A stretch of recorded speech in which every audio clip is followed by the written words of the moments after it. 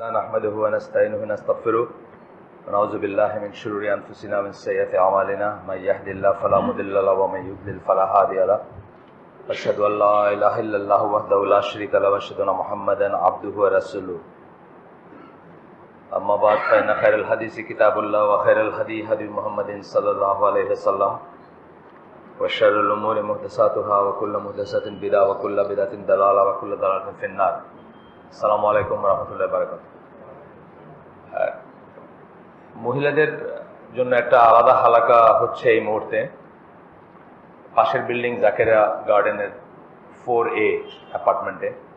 যদি কারো মনে হয় যে তাদের মহিলারা এখানে যোগ দিতে পারেন, তাহলে জাস্ট তাদের ইনফরমেশনের জন্য, যারা আমাদের ইমেল গ্রুপে আছেন বা যারা ইমেল পান তারা জানেন, সেটা আমি জাস্ট বলে দিলাম।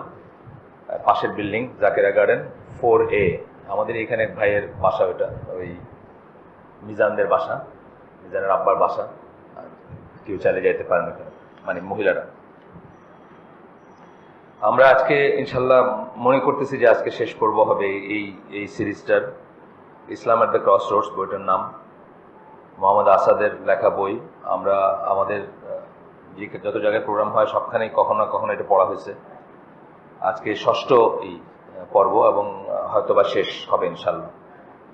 গতদিন আমরা যেখান থেকে শুরু করছিলাম বা যে জিনিসটা নিয়ে শুরু করছিলাম সেটা ছিল সুন্নাহ, হাদিস এবং সুন্নাহ নিয়ে। আমরা কিছুটুক করছিলাম যে সুন্নাহ ছাড়া কোরআনকে আমরা অলমোস্ট যে কোনোভাবে ইন্টারপ্রেট করতে পারতাম। কোরআনকে নিয়ে বা ইসলামকে নিয়ে যত বিভ্রান্তি, তার একটা কারণ হচ্ছে সুন্নাহ ছাড়া কোরআনকে বোঝার চেষ্টা করা। যেমন ধরেন, তারা আমার সম্বন্ধে জানতে চায় বা তারা আমার সম্বন্ধে জানতে চায় আমি কোথায় আছি বা আমি তাদের ডাক শুনি কিনা। কোরআন এরকম কথা আছে না? আল্লাহ বলছেন, বলো আমি নিকটেই আছি। এই নিকটে থাকাটা কি বোঝায়? এটা সুন্নাহর সাথে রিলেট না করে বুঝতে গিয়ে আমরা কেউ ভাবছি যে আমার ভিতরেই আছেন আল্লাহ। সর্বেশ্বরবাদীরা কি বলে? যে সবকিছুর ভিতরে আল্লাহ আছে। ফুলের ভিতরে, ফলের ভিতরে, হাকিমের ভিতরে, চোরের ভিতরে, সাপের ভিতরে, ওঝার ভিতরে, সবকিছুর ভিতরে আল্লাহ আছে। তারা সব এই কথাটা বলার কারণ কি? যে এই যখন আমি নিকটেই আছি কথাটাকে বুঝতে হইতো রাসূল সাল্লাল্লাহু আলাইহি সাল্লাম কি বলতেছেন সেটা দিয়ে। রাসূল সাল্লাল্লাহু আলাইহি সাল্লাম সম্বন্ধে আমরা কি জানি? যে রাসূল সাল্লাল্লাহু আলাইহি হাদিস থেকে কি জানি? যে তার কাছে এসে মুসলিম কিনা এটা টেস্ট করতে গিয়ে উনি দুইটা কোশ্চেন জিজ্ঞেস করছেন। একটা বলছেন যে আমি কে, আর একটা বলছেন আল্লাহ কোথায় আছে। আমরা যদি সেই হাদিসটা জানতাম আর সেটার সাথে কোরআনের এই আয়াতটাকে রিলেট করে যদি বুঝতে চেষ্টা করতাম যে আল্লাহ উপরে আছেন, আরশের উপরে, সাত আসমানের উপরে, তথাপি আল্লাহ কাছে আছেন। কারণ কাছে থাকা বলতে আমরা কি বুঝি? আমরা আপনার কাছে আছি আমি মানি কি? আপনাকে আমি দেখি, আপনাকে আমি শুনি, আপনাকে আমি জানি, আপনাকে আমি বুঝি ইত্যাদি বোঝায়। আল্লাহ তো আপনাকে দেখেন, শোনেন, জানেন, আপনার ভিতরেরটাও জানেন। সেই সেন্সে আল্লাহ আপনার কাছে আছেন। কিন্তু আল্লাহ তার জাত সহ বা তার যে এই এসেন্স, তাই নিয়ে কোথায় আছেন? সাত আসমানের উপরে আছেন। এটা একটা টেস্ট, এটা ফেইথের টেস্ট, এটা ইমানের টেস্ট। সুতরাং কোরআন এবং সুন্নাহকে একসাথে করে যদি আমরা সমন্বয় করে দেখতে জানতাম, বুঝতাম বা পারতাম, তাহলে কিন্তু আমরা এই ট্র্যাপের ভিতরে পড়তাম না, যে সমস্ত ট্র্যাপগুলোতে আমরা পড়ি। আরটা আমি বলি, যেমন আল্লাহর রাস্তায় বাইর হওয়া, প্রায় আমি বলছি, অনেক সময় বলছি এই কথাটা। আজকে দেখবেন যারা আমাদের দেশে দাওয়াতি কাজ করেন, একটা গ্রুপ আছেন যারা ধরেন বাক্স বা বেডিং নিয়ে এবং লোটা বদনা ইত্যাদি নিয়ে আল্লাহ রাস্তায় বের হন। তারা তাদের বের হওয়ার যুক্তিযুক্ত, মানে বের হওয়াটা যে ঠিক আছে এটার জন্য একটা দলিল দেন। এই আল্লাহ রাস্তায় বের হওয়ার কথাগুলো যখন আসছে কোরআনে আসছে, কিন্তু আল্লাহ রাস্তায় বের হওয়ার কথা কিন্তু কোরআনে আসছে। কিন্তু আমরা যদি এটা সুন্নাহর সাথে মিলাইয়া দেখতাম যে আল্লাহ রাস্তায় বের হওয়া বলতে সাহাবী কি বুঝছেন, রাসূল কি বলছেন, তখন কি বলা হয়েছে, তাইলে কিন্তু আমরা এই ট্র্যাপটাতে পড়তাম না, এই ভুলটা করতাম না। আমরা জানতাম যে আল্লাহ রাস্তায় বের হওয়া বলতে কোরআনের যে আছে তাফসীর সাহাবীরা করছেন, সাহাবীরা বুঝছেন, রাসূল বুঝছেন, রাসূল বলছেন। সেখানে আল্লাহ রাস্তায় বাইরে বলতে দুইটা জিনিস বুঝছেন তারা। একটা হচ্ছে জিহাদের জন্য বের হওয়া, আর একটা হচ্ছে হজের জন্য বের হওয়া। এই দুইটা মিনিং বুঝছেন তারা, আল্লাহ রাস্তায় বের হওয়া, ট্রাভেল করা বা আল্লাহ রাস্তায় যাওয়া। এই আমরা এখনকার যেটা মনে করি সেটা তারা বুঝতেন। এইভাবে সুন্নাহ ছাড়া আসলে ইসলামকে বা কোরআনকে any which way you like, যে কোনো রকম আপনি ইন্টারপ্রেট করতে পারতেন, যে কোনো রকম আপনার মিনিং আপনি বের করতে পারতেন। যেমন সূরা মায়েদার একটা আয়াত আছে যে এই আল্লাহ রসুলকে বলা হয়েছে যে মানে লাইট, নূরের কথা বলা হয়েছে, কোরআনের আলো বা ইত্যাদির কথা বলা হয়েছে, নূর। এদের থেকে যারা রসুলকে নূরের তৈরি মনে করে তারা বলে দেখো এখানে বলা হয়েছে যে আল্লাহ রসুলকে নূর বলা হয়েছে, সুতরাং এটা প্রমাণ করে যে আল্লাহ রসুল নূরের তৈরি। এটা কেন? এটা এই জন্য যে তারা সুন্নাত থেকে এটা বুঝতে চায় না। সুন্নাত থেকে বুঝতে গেলে আল্লাহ রসুল কি বলছেন যে আমি ভবিষ্যৎ জানি না। ভবিষ্যৎ জানলে তো আমার এই অবস্থা হইতো না। ভবিষ্যৎ জানলে কি উনি ওদের মাঠে যাইতেন? ওদের মাঠে কি কোনো দাঁত ভাঙতেন? কেউ কি যাবেন নাকি? আপনার বললাম যে আপনি যদি এই গেটের বাইরে যান তাহলে আপনার দাঁত ভেঙে দেওয়া হবে, কনফার্ম 100%, দাঁত ভাঙবেই আপনার। আপনি কি যাইতেন? আপনি যাইতেন না। আল্লাহ রসুল ভবিষ্যৎ জানতেন না। আল্লাহ রসুল আমারই মতো মানুষ ছিলেন। আল্লাহ রসুল কত হাদিসে আসছে যে আমি ওই যে একটা আজকে একটা হাদিস পড়লাম যেখানে বলতেছেন যে আমি রাত্রে ইবাদত করি আবার ঘুমাইও, আমি রোজা রাখি আবার ভাঙিও, আমি সংসার করি। সংসার করে কে? রক্ত মাংস মানুষ সংসার করে। রক্ত মাংস মানুষ সংসার করে। কোরআনে আল্লাহ বলতেছেন বলো যে আমি তোমাদের মতোই মানুষ, শুধু আমার কাছে ওয়াহি নাজিল হয়। এইভাবে সুন্নাহ দিয়ে যদি আমরা বুঝতাম কোরআনকে বা কোরআন সুন্নাহকে যদি সমন্বয় করে বুঝতাম, তাহলে আমাদের ভিতরে এত ফিরকা হইতো না, এত দল হইতো না, এত ফিলোসফি হইতো না, এত ধ্যান মানে কি বলে আউল বাউল ফাউল এই সমস্ত ব্যাপার আসতো না আর কি আমাদের ভিতরে। যাই হোক, এখন আমরা ওইটারই লাস্ট চ্যাপ্টারটা আসি, আমরা একটু আগাই, দেখি কি বলে। বলতেছেন যে গতদিন আমি বলে গেলাম যে হিস্টোরিক্যাল মেথোডোলজি, যেটাকে আমরা বলি হিস্টোরিক্যাল মেথোডোলজি মানে পদ্ধতি,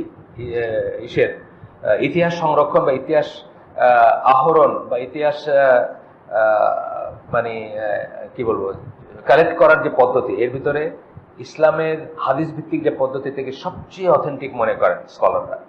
এবং এটার উপর লেখা আছে, এটার উপর দলিল আছে, আপনারা পড়ে দেখতে পারেন যে ঈসা আলাইহিস সালাম যেমন, ওনাকে খ্রিস্টানরাই বলে যে উনি কিন্তু হিস্টোরিক্যাল ক্যারেক্টার না।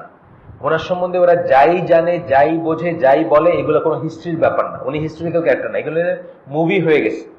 এবং এই জন্য দেখবেন যে দুনিয়ায় যে দেশে আপনি যাবেন, এক এক জায়গায় ঈসা আলাইহিস সালাম ওরা কিন্তু ছবি দেয় ঈসা আলাইহিস সালামের, এক এক জায়গায় ছবিটা এক এক রকম। তার কারণ কি? ওনার যে বর্ণনা পাওয়া যায় ওইটা ইতিহাস ভিত্তিক বর্ণনা না। আমাদের রাসূলুল্লাহ নওয়াজবিল্লাহ আমরা বলতেছি না যে ওনার কোনো ছবি কোথাও করে, বাট আমাদের মনে একটা পিকচার আছে না ওনার সম্বন্ধে, এটি দেখবেন ইউনিভার্সাল, সবাই মনে একই পিকচার আছে। কেন আছে? উনি হিস্টোরিক্যাল ক্যারেক্টার বা উনি ইতিহাসের চরিত্র। ওনার বর্ণনাগুলো এমন ভাবে আসছে যে we can almost see him, আমরা চাইলে মানে অ্যাজ ইফ দেখতেছি। উনি তাকাইতেন কেমন করে, এর বর্ণনা আছে। চোখে চোখে চোখে তাকাইতেন না, মানে আসে না একটা চোখ বড় বড় করে একজন দেখে থাকেন, এটা কখনো করতেন না। উনি কথা শুনতেন আগে, তারপরে বলতেন। এইগুলো যখন আপনি পড়বেন, ফাইনাল ডিটেলসে যখন পড়বেন, আপনি অলমোস্ট আপনি তাকে দেখতে পাবেন। উনি হিস্টোরিক্যাল ক্যারেক্টার, অর্থাৎ তার চরিত্রের প্রত্যেকটা দিক লিপিবদ্ধ আছে, প্রত্যেকটা দিক ভেরিফাইড আছে, প্রত্যেকটা দিক সার্টিফাইড আছে, যে জিনিসটা অন্যের নাই। কেন? এই ইসলামের ইউনিক হিস্টোরিক্যাল মেথোডোলজি, অর্থাৎ সনদ ভিত্তিক, ইসনাদ ভিত্তিক এবং মতন মানে হাদিসের যে সংরক্ষণের যে ব্যাপারটা, মেইনলি সনদ, যে কে বলছে কার থেকে, কে বলছে কার থেকে। এই যে এটা মানে 5 ভাগে ভাগ করলে এটাকে 3:2 বলা হয় আর কি, মানে ইম্পর্টেন্সটা, সনদের ইম্পর্টেন্সটা 3 আর ইসের ইম্পর্টেন্সটা 2, 5 ভাগের 2 ভাগ, 5 ভাগের 3 ভাগ আর কি। কেন বলা হয়? যে এটাতে আপনি একদম শিওর হইতে পারেন যে এটা এই চেইনটা আনব্রোকেন কিনা, এই লোকগুলা সব রিলায়েবল কিনা, এবং ইলমুল রিজাল মানে মানুষগুলার জীবনী নিয়েও আছে আপনি দেখবেন যারা হাদিসের স্কলার তারা জানেন এই লোকটা মিথ্যা কথা বলতো, কাজে এই হাদিসটা নেওয়া যাবে, মানে এত ডিটেলসে তারা জানেন এসব। মানুষগুলোর চরিত্র জানেন, কোন মানুষগুলো বর্ণনা করছে তাদের চরিত্র জানেন। সুতরাং হাদিসকে আজকে আমাদের অসুবিধা হয় দেখা, কাফেররা তো বটেই। আগের দিন বললাম যে কাফেররা 2টা সফট টার্গেট বের করছে মুসলমানদের অ্যাটাক করার জন্য। একটা হচ্ছে হাদিস সুন্নাহ, এইটাকে যদি আপনার ছোট করে দেখাইতে পারে, আপনাকে যদি বলতে পারে যে এটা তো কোরআন মানো কিন্তু হাদিস না মানলেও চলবে, এটা যদি আপনার ভিতরে ঢুকাইতে পারে, তাহলে আপনার থেকে চিরতরে ইসলাম বিদায় নেবে। এটা একটা। আর একটা করছে কি, মহিলাদের যে ব্যাপারটা, মেয়েদের যে ব্যাপারটা, মেয়েরা অত্যাচারিত, মেয়েদের আমরা বন্ধ করে রেখে দিছি, তাদেরকে ঘর থেকে বাড়িতে দিই না, তাদেরকে মিশতে দিই না, তাদেরকে এন্টারটেনমেন্টে যে মানে হ্যাঁ মানে তারা মানে ইসের ভিতরে রাখি, আমরা দেয়ালের ভিতরে বন্ধ রাখি। এইটা হচ্ছে আমাদের ব্যাকওয়ার্ডনেস, বা এটা হচ্ছে একটা এই 2টা জায়গাকে তারা অ্যাটাক করতে চেষ্টা করছে, এবং এই 2টো জিনিসকে নিয়ে তারা কাজ করতে চাচ্ছে। যাই হোক, এখানে বলতেছেন যে এক্সেপশনাল কোনো একটা ছাড়া, যেখানে কোনো একটা ইন্ডিভিজুয়াল বা কোনো একটা গ্রুপের একটা স্বার্থ আছে, এই জিনিস ছাড়া কোনো প্র্যাকটিসিং বিলিভিং আখিরাতে বিশ্বাস করে কোনো মুসলিম কোনোদিন হাদিস জাল করতে পারে না, হাদিস নিয়ে মিথ্যা বলতে পারে না। তার কারণ আল্লাহ রসুল বলে গেছেন যে আমার নামে মিথ্যা কথা বললো সে জাহান্নামে তার আসন বানায় নিল। এবং সাহাবীরা বুঝছেন এটার মিনিং হচ্ছে ইচ্ছায় অনিচ্ছায় যে কোনো ভাবে বললেই জাহান্নামে যাবে না, শুধু ইচ্ছায় না, ইচ্ছায় বললে তো যাবেনই। মালিক আনাস বিন মালিকের একটা আছে আসার আছে, উনি বলছেন যে আমি অনেক হাদিস জানি, অনেক বলতে পারতাম, কিন্তু আমি ভয় বলি না। তো ওইখানে ওনারা বুঝছেন যে অনিচ্ছায়ও যদি একটা মিথ্যা কথা বলেন, মানে অজ্ঞাত বশত বা মানে অসাবধানতা বশত, তবুও আপনার স্থান হবে জাহান্নাম। এই জন্য ওনারা অত্যন্ত কেয়ারফুল ছিলেন হাদিস। আপনি হাদিস ওইটা একটা আলাদা সাবজেক্ট, আপনারা পড়বেন ইনশাল্লাহ। মুস্তাফা আল আজমের বই আছে, আমার কাছে আছে, বা আপনারা কিনতে পারবেন, সৌদি আরব কেউ গেলে কিনে আনতে পারবেন, ইংরেজিতে পাওয়া যায়, হয়তো বাংলাদেশেও পাওয়া যায়, আমি জানি না। হিস্টোরিক্যাল মেথোডলজি বা ইসের উপর, হাদিস কালেকশনের উপর, হাদিস কিভাবে কালেক্ট করা হয়েছে আলে ওইটার ইসের উপরে ওনার কাজ আছে, কয়েকটা বই আছে, ইনশাল্লাহ পড়বেন, ইংরেজিতে আছে। তো এখানে আপনি দেখবেন যে একটা হাদিস দুইজনে মিলে শুনছিলেন, আমি কি এটা ঠিক শুনছিলাম বা ঠিক বুঝছিলাম, এইটা ভেরিফাই করার জন্য 1 মাস ট্রাভেল করছেন। সাহাবীদের কথা বলতেছি বা তাবেঈদের কথা বলতেছি, সাহাবীদের কথা মেইনলি আর শেষের দিকের সাহাবীরা যারা শেষে বেঁচে ছিলেন, 1 মাস ট্রাভেল করে গেছেন ইজিপ্টে। ঠিক শুনছিলাম আমরা, হ্যাঁ, সাথে সাথে আবার রওনা। একদিন থাকেন নাই, কিন্তু বলছেন না আমার কাজ হয়ে গেছে, আমি এটার জন্য আসছিলাম, আবার ট্রাভেলিং ব্যাক টু মদিনা। এইরকম তারা ছিলেন, অনেস্ট ছিলেন, এরকম তারা সিরিয়াস ছিলেন, এরকম তারা শিওর না হয়ে কোনো কথা বলেন নাই। এগুলো যখন আপনারা জানবেন এবং তাদেরকে আল্লাহ সার্টিফাই করছেন যে তাদের উপর আল্লাহ রাজি, তারা আল্লাহর উপর রাজি, তাদেরকে অনেকভাবে সার্টিফাই করছেন না আল্লাহ, এই সমস্ত জিনিস আপনি যদি একসাথে মিলায় দেখেন, তাহলে হাদিসকে অমান্য করার, অবজ্ঞা করার, ছোট করে দেখার কোনো স্কোপই নেই, যখন আপনি জানবেন যে এই হাদিসটা এই সমস্ত ফিল্টারের ভিতর দিয়ে পার হয়ে আসছে। এবং এটা পড়লে, জ্ঞান হইলে আপনার বুঝবেন। কিন্তু দেখেন, হাদিসকে যদি আমি মানি আমার অসুবিধা হয়, আপনারও হয়, আমারও হয়, সকল মডার্ন মুসলমানের হয়, আর কাফেরদের তো হয়। এই জন্য আমরা মানে অনেকেই, মানে মুসলিম নামধারী অনেকেও আমরা ছুতা খুঁজতে শুরু করি কিভাবে একটা হাদিসকে না মেনে চলা যায়, তাহলে আমাদের অনেক সুবিধা আছে। আপনার আগের বললাম যে আপনি আজকাল আমাদের অনেক অনেক অনেক প্রশ্ন করেন আমাদের, যে অফিসে একটা মেয়ের সাথে কাজ করতে, একই রুমে বসে কাজ করতে, এক রুমে শুধু আমি আর মেয়েটা আছে, আর কেউ নাই, কিন্তু হারাম, হারাম না? গায়ের মাহরাম একজনের সাথে একটা রুমে বসা হারাম, একা বসা হারাম। কোথেকে আসছে? এটা কোরআনে আছে না? কোরআনে নাই, হাদিসে আসছে। আপনি যদি এই হাদিসটা বাইপাস করতে পারেন, আপনার জীবন কত সহজ হয়ে যায় না? আপনি একটা লিফটে চলেন না, আমার অ্যাপার্টমেন্টে আমি অনেক সময় লিফটে চড়তে পারি না, লিফটে উঠবে একজন মহিলা উঠলে একা, আমি বলছি আপনি যান কেন, লিফটটা একটা এনক্লোজার না, একটা এনক্লোজারের ভিতরে আপনি একটা মহিলা একা 6 তলায় যাইতেছেন, এটা হারাম, নাজায়েজ জিনিস এটা। একজন মহিলার সাথে আপনি লিফটে, আপনার ওয়েস্টার্ন ওয়ার্ল্ডের মুভি বা গল্প যে একটু ধারণা, ফিকশন নিয়ে যাদের ধারণা আছে, তারা দেখবেন লিফটে কত আকাম হয়, 100 তলা উঠতেছে, 50 তলা উঠতেছে, বুঝছেন না? For 10 minutes or for 7 minutes 5 minutes একটা মেয়ের সাথে আপনি একা আছেন, কত ঘটনা আছে।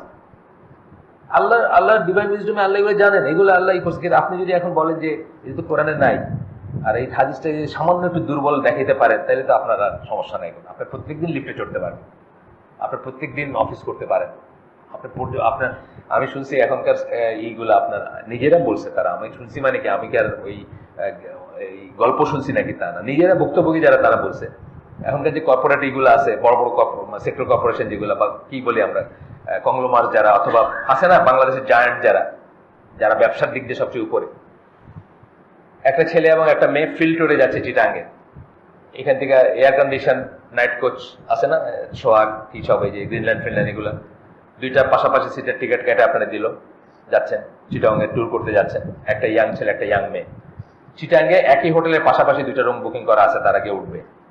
আপনি কি মনে করেন এটা স্বাভাবিক? আপনি কি মনে করেন এটা এমনি যাবে? আপনি কি মনে করেন এটাতে কিছুই মানে চিন্তার কিছু নেই? অবশ্যই আছে, কিন্তু আপনি শুধু কোরআন মানি বললে আসলে আপনি বেশি চিন্তার কিছু নেই। কারণ কোরআনে এত নিটিগ্রিটি বলা হয় না যে এইভাবে গায়ে মাহরামের সাথে এইভাবে চললো না, মাহরাম ছাড়া, বুঝছেন না ব্যাপারটা, মাহরাম ছাড়া জার্নি করো না, এক রাতে জার্নি করবা না, বা এটা না ওইটা, অনেক অনেক আমরা মাহরাম নিয়ে অনেক কথা শুনি না। এমনকি হজের বেলায় আমরা জানি যে মাহরাম ছাড়া একজন মহিলার হজে যাওয়ারও দরকার নেই, তার মাহরাম নেই, তার হজে যাওয়ার দরকার নেই। এগুলো কোথায় থেকে আসছে? সব হাদিস থেকে আসছে।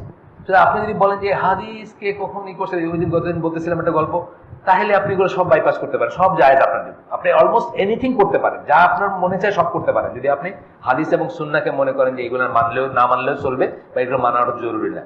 এই জন্য আমরা আমাদেরকে কি বলি, আমাদের নিজেদেরকে পরিচয় দিতে চাই কি বলে, আহলুস সুন্নাহ ওয়াল জামাত। আমরা সুন্নাহ মানি এবং আমরা জামাতের লোক। কোন জামাতের লোক?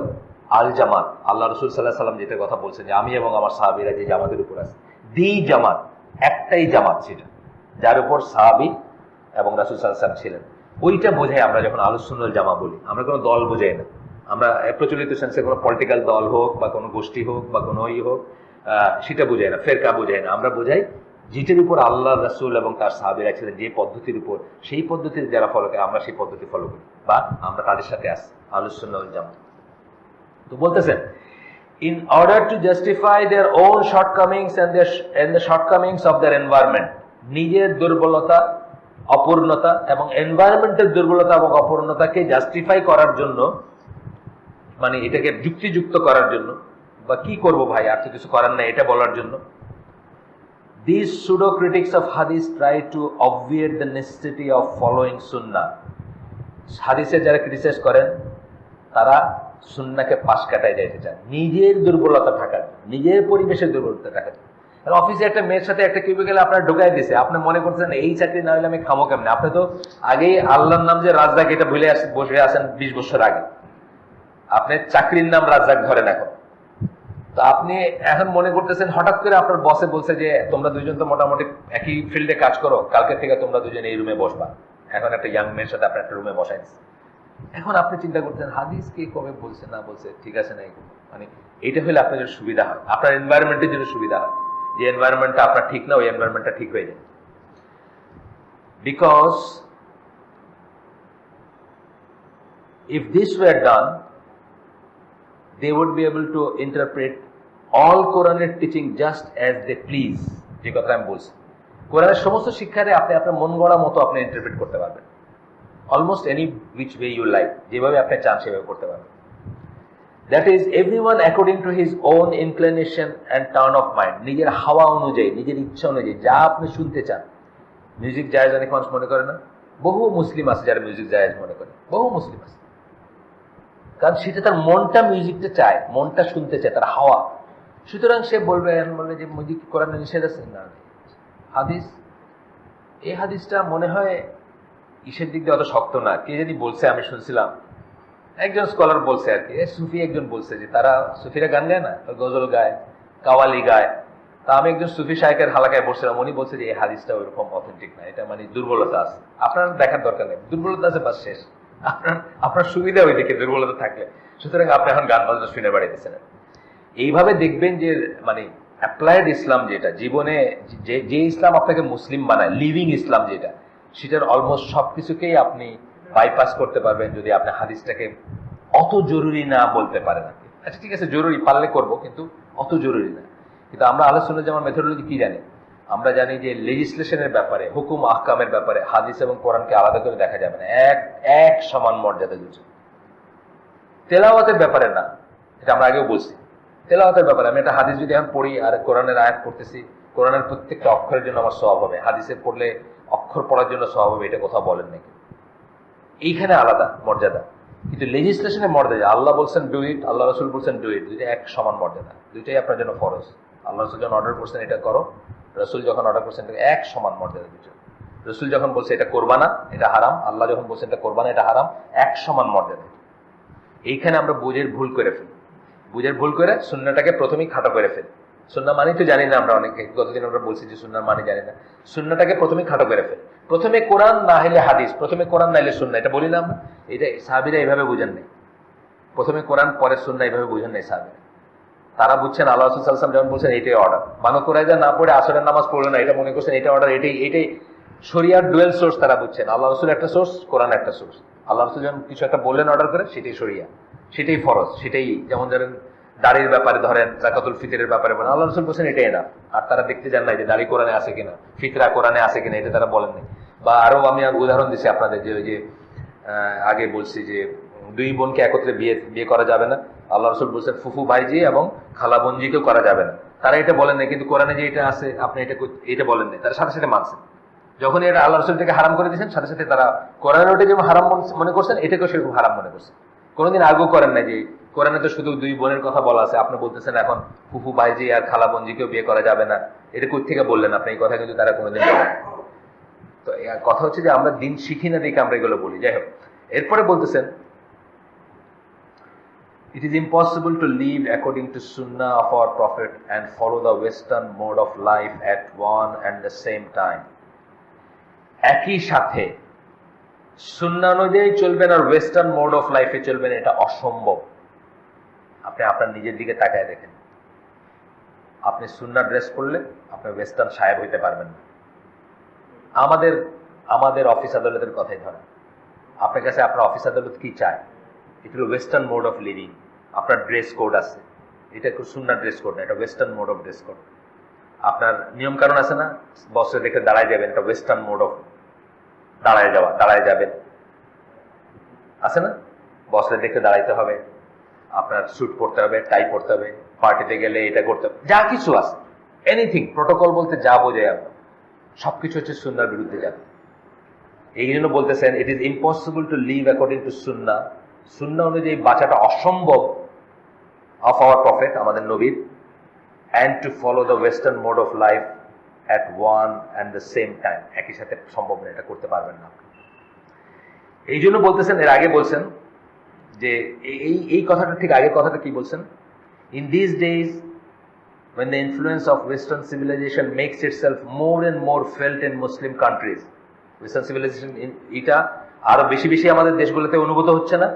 এটা উনি বলছেন 1934 সালের কথা বা 1938 সালের কথা, এখন হচ্ছে 2015 সালের কথা, আরো বেশি আসছে না, আরো ওয়েস্টার্নাইজেশন হচ্ছে না। তখন বলতেছেন যে still another motive is added to the negative attitude of so-called Muslim intelligentsia in this matter. মানে এই ব্যাপারটা মুসলিম ইন্টেলিজেন্সিয়া যারা মুসলিম মডার্নিস্ট, তাদের আরো একটা আসে, আরো একটা যুক্তি দাঁড়ায় সুন্নাহ না মানার, যে সুন্নাহ মানে জীবন কিভাবে চলবে। সত্যি কথা না, আপনি আমার মানে জীবন কিভাবে চলবে, এই জীবন চালাইতে হবে কিনা সেটা আর একটা কথা, কিন্তু সুন্নাহ মানলে অলমোস্ট আপনি সব জায়গাতে ইনভ্যালিড অথবা ইনসিগনিফিকেন্ট হয়ে যাবে না। আমি আপনাদের আগের দিন বলছি যে ধরেন কি এটার নাম, শিল্পকলা একাডেমিতে রবীন্দ্র সঙ্গীতের হয়, বছরে একবার হয় না, এই এখন 25শে বৈশাখ, এটা এখন সিজন বোধহয়, আজকে আছে, আচ্ছা আজকে আছে, এখন সিজন। আপনি কি কল্পনা করতে পারেন যে হল ভর্তি মানুষ আপনার দাঁড়াবেন আসসালামু আলাইকুম ওয়া রাহমাতুল্লাহি ওয়া বারাকাতুহু বলতে পারবেন? আপনার কাছে নিজেরই লজ্জা লাগবে, ওই মানুষ কি কই থেকে আসছে।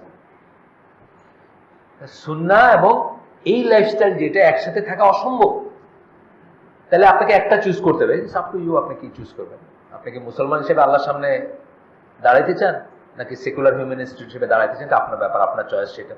কিন্তু যতদিন যাচ্ছে আপনার কাছে মনে হবে যে এটা ইম্পসিবল সুন্নাহ অনুযায়ী চলা, আর এটা আপনার কাছে আরো জাস্টিফাইড হয়ে যাবে, আপনার কাছে সুন্নাহটাকে অ্যাভয়েড করাটা জাস্টিফাইড হয়ে যাবে, আপনার কাছে যায় যাবে। টাকনুর নিচে গতদিন বলতেছিলাম, টাকনুর নিচে যদি কাপড় না পরেন, কাইটা প্যান্ট পরেন, ওই প্যান্ট পরে কি আপনার সেরাটনে যেতে পারবেন, সোনারগাঁয়ে যেতে পারবেন? 100 লোকের ভিতর দেখা যাবে আপনার এই লোকটা এরকম কেন, প্যান্টটা এরকম করতেছে কেন, কাইটা আসছে প্যান্টটা ইসের উপরে, বুঝছেন না? এইটা আল্লাহ এবং আল্লাহ রসুলের ডিভাইন উইজডমের অংশ, এটা যে তারা আপনাকে সব সময় সব অবস্থায় কাফেরদের থেকে আলাদা রাখতে চাইছে, যাতে আপনাকে দেখলে বোঝা যায় এটা মুসলিম, এই মুসলিম, যাতে আপনি সিনেমা মানে আপনারা ডুবিয়াস কাপড় পরলে আপনি সিনেমা হলের লাইনে দাঁড়াতে পারবেন, কিন্তু আপনার টুপি মাথায় দিয়ে দাঁড়িয়ে নিয়ে দাঁড়াতে পারবেন? এখন আই ডোন্ট কেয়ারের লাইনে দাঁড়াতে পারবেন না, আপনার লজ্জা লাগবে, মানে সামান্য লজ্জা থাকলে আপনার লাগবে যে না এটা হয় না। আপনি ধরেন ধর্মকর্ম করেন না, আপনার জাস্ট একটু দাঁড়িয়ে আছে বা একটা টুপি আছে, আপনার তারপরে লজ্জা লাগবে, এটা নিয়ে আমি কেমনে এখানে যাই।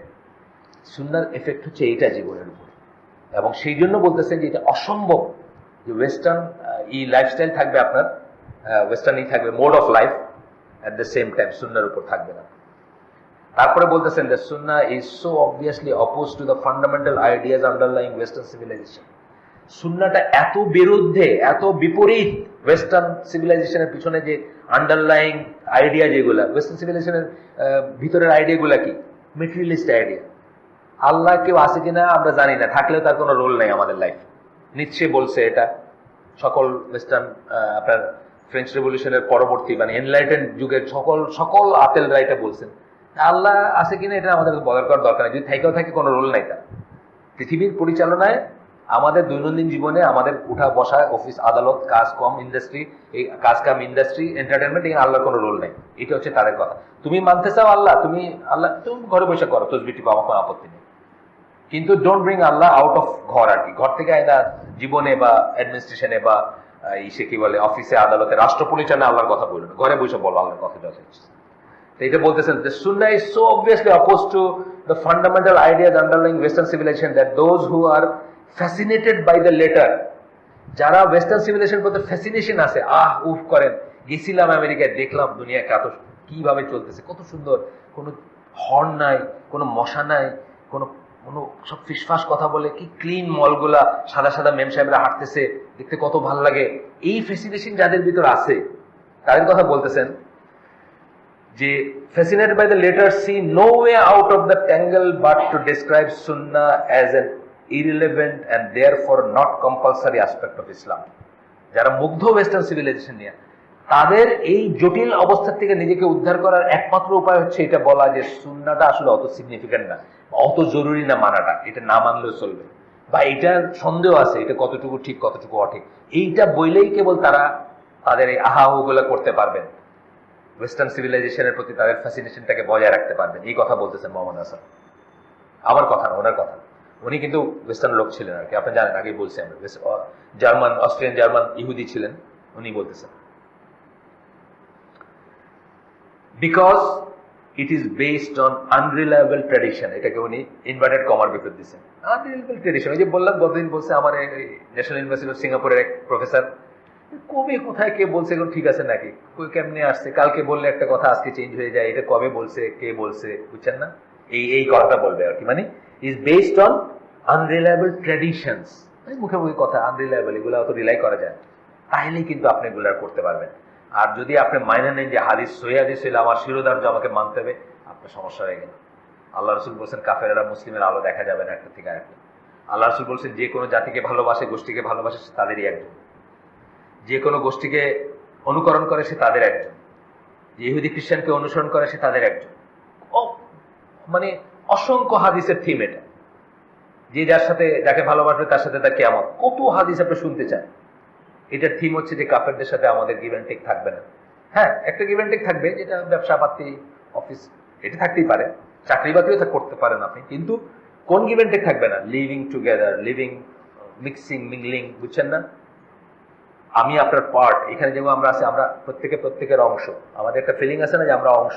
আল্লাহ রসুল কি বলছেন যে ইটের মতো হবে, ইটের মতো হবে দেয়াল, যেরকম ইটের দেয়ালগুলোকে গাঁথুনি থাকে শক্ত, মুসলিমদের ভিতরে সম্পর্কটা ওরকম হবে। আল্লাহ রসুল বলছেন যে আপনি এই যে আমরা পায়ে পায়ে কাঁধে কাঁধ মিলে দাঁড়ানোর যে ব্যাপারটা বললাম, এটা কি? যদি আমরা এইভাবে দাঁড়াবো, ফেরেশতারা এইভাবে দাঁড়ানো, আমরা এইভাবে দাঁড়াবো, আমাদের ভিতরে গ্যাপ থাকবে না। বলছেন যে যাদের ভিতর গ্যাপ থাকবে তাদের হার্টের ভিতরে গ্যাপ থাকবে, তাদের ভিতরে হিংসা বিদ্বেষ আসবে, তাই না? এগুলো আমাদের না, এই বিলঙ্গিংটা কাফেরের সাথে কোনোদিন আমাদের হবে না, হইতে পারে না, সিম্পলি পারে না, ইটস নট পসিবল, এগুলো হবে না আমার।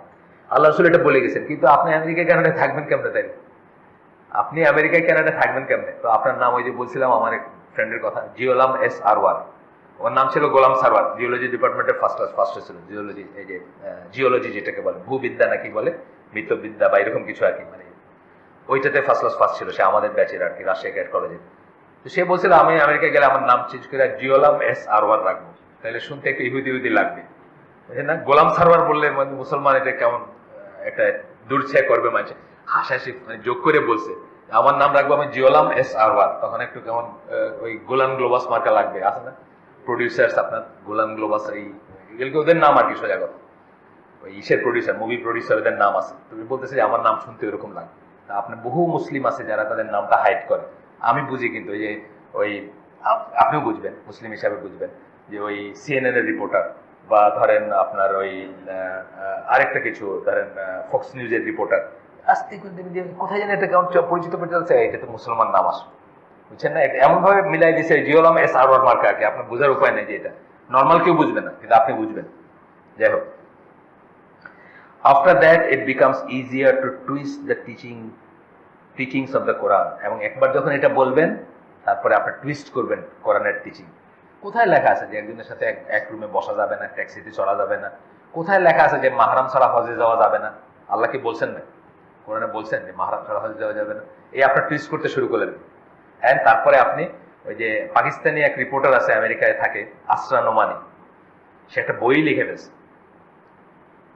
যে সে পাকিস্তানে আসছিল রিপোর্টিং করতে, এখানে কারোর সাথে মেলামেশা করছে, প্রেগনেন্ট হয়েছে, সেই অবৈধ সন্তান পেটে নিয়ে এসে একা এসে গেছে, হজে গেছে, কাবা শরীফের সামনে দাঁড়ায় বলছে এটা কি শুধু পুরুষদের জন্য, আমার কি কোনো রাইট নেই? ফেমিনিস্ট বই লিখে ফেলছে।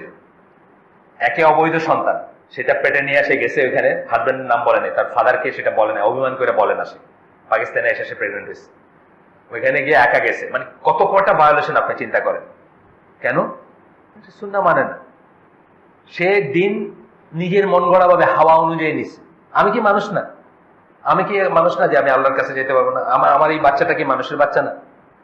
হোক না তার বাপের পরিচয় নাই, কিন্তু বুঝছেন না ব্যাপারটা? সবকিছু সে মন গড়া করে। আসরা নোমানি নাম বললাম আপনাদের, অনেক অনেক বড় লেখিকা। কারণ পশ্চিমা ওয়ার্ল্ডে বড় হয় কারা? যারা ইসলামের বিরুদ্ধে কাজ করে, তাই সবচেয়ে বড় হয়, তাড়াতাড়ি নাম হয়ে যায় তারা, বড় বড় রাইটার হয়ে যায় তারা। অনেক নাম আমি বলতে পারবো আপনাদের, ইরশাদ মানজি, তসলিমা নাসরিন, আপনার এই নাম বললাম, আসরা নোমানি, অনেক বড় রাইটার এরা। কেন? এরা আল্লাহর এগেইনস্টে বিদ্রোহ করছে, এই জন্য তাদের এত কদর। হ্যাঁ, তো বলতেছেন যে after that it becomes easier to twist the teaching of Quran in such a way that they might appear to suit the spirit of western civilization. তারপরে আপনি এমন ভাবে টুইস্ট করতে পারবেন যে আরে পশ্চিমের সাথে চলতে আমার কোনো বাধা নাই। এই যে মহিলা, এই যার কথা বললাম, আসরা নোমানি, পশ্চিমে একটা মেয়ের কোনো লজ্জা নাই, তার পেটে কার বাচ্চা আছে আপনি দেখেন না, পেপারে পড়েন না, অহরহ দেখতেছেন যে তারা 5টা 6টা 7টা 8টা বাচ্চা হয়ে গেছে, তারা এখন বিয়ে করেন। সেলিব্রিটি যারা, তাদের কথা আমি বলছি, কত দেখবেন আপনি, অনেক আছে। নাম বলতে পারি, আমি নাম বলতেছি না, নামগুলো মুখে নেওয়া আমার মনে পাপ, এই জন্য আমি বলতেছি না। কত দেখবেন সিঙ্গার, অ্যাক্ট্রেস আছে, 5টা 6টা বাচ্চা হয়ে গেছে, তার বাপের কোনো ঠিক নাই, বুঝছেন না? এইটার সাথে আপনার স্পিরিট, ওই স্পিরিট অনুযায়ী আপনিও চলতে পারবেন, আপনার কোনো সমস্যা নেই।